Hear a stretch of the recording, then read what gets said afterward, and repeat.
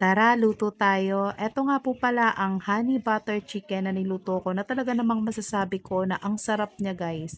Sundan nyo na nga lang tong video ko. Eto nga ay kinote ko na to dito ng harina at salt and pepper, paprika. Syempre, nilagyan ko nga rin to dito ng egg. Kumbaga, i-coat mo muna siya and then may egg tapos i-coat mo siya ulit doon sa tinimplahan nyo ng another harina.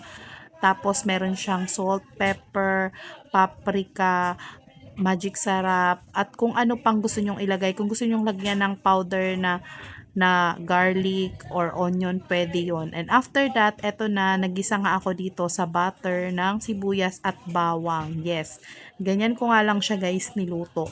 Napaka-easy lang nito, pero wala akong ano dito guys, or tantiameter lang nga ito guys. And then yung carrots guys, ginisa ko talaga dito kasi nga yung carrots guys ay medyo matagal siyang lutuin. Kaya yun na muna yung sinalang ko.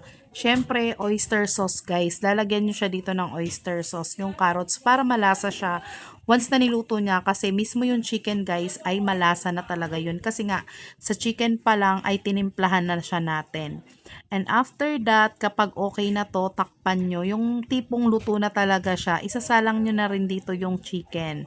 After nyo masalang guys, ganito na ang pasunod-sunod niyan. Lalagyan nyo siya guys ng honey.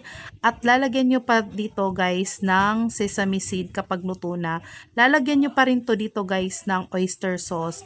At the same time, lalagyan siya ng paminta. At eto na nga guys, eto na yung taste test guys. Let's go. Ano masasabi mo, Ate Pao? Masarap. Sulit. Sulit. Ayun ang sabi mo, Aina. Harap. So, ako na ang titikim ngayon. First bite natin, guys. So, eto siya. Chicken siya, guys. Chicken na may honey. Grabe. Ang sarap, guys. Yung mga moment na to habang tinitikpan ko guys, grabe, napakasarap niya talaga guys. At the same time guys, alam nyo ba guys, na toasted, na grabe yung crispy niya. Pag tinikman nyo, grabe, napakasarap. Abay, toasted. Diyos ko ba? Joke lang. Maiba tayo ng mga moment na to guys habang kumakain ako. Talagang sarap na sarap ako dito guys kasi grabe, napakalasa niya talaga. Pwede tong pampulutan, sa handaan, ulam.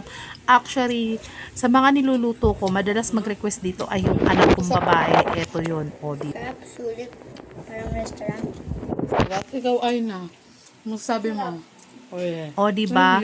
Madalas niya sabihin talaga na parang sa restaurant siya kumakain. Kasi dati, madalas kami kumain sa labas, pero hindi niya nagugustuhan yung lasa. Kaya, since marunong naman ako magluto, guys, Kasi ayan.